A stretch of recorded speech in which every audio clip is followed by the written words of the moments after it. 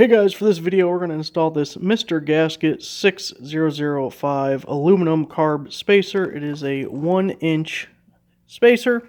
I have some clearance issues with this Edelbrock carburetor and the manifold, so we got to give it a little extra space. So in the package you get 2 new gaskets. You also get a bag with the studs, nuts, and washers. And then the spacer itself, and again 1-inch spacer, and we're going to slap it on right there. Shouldn't be too difficult. The coarse side of the stud goes into your manifold. Depending on your setup, you may have to pay attention to what holes you use. My intake manifold has 2 sets of holes on each end.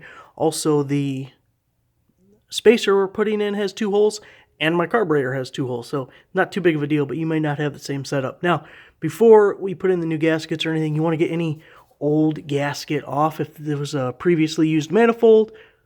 To clean it up, I like using these gasket scrapers from Craftsman. It comes as a 3-piece set. You get a 3/4 inch, inch, and I believe 1.5 inches. Anyway, whatever size fits best on there, give it a little scrape.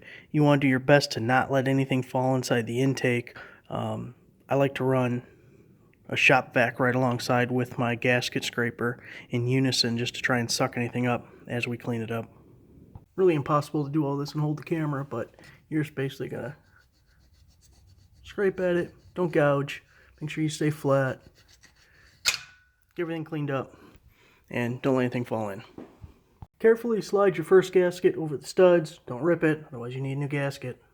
Alright, then we drop the spacer on, second gasket goes on, now we throw the carburetor on it. Got the carburetor back on, same applies if it's a used carburetor, clean the underside where it touches the gasket to make sure you don't have remnants from an old gasket on there.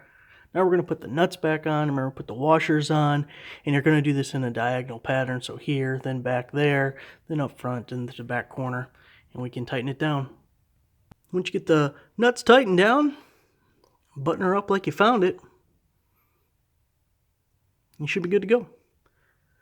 So thanks for watching.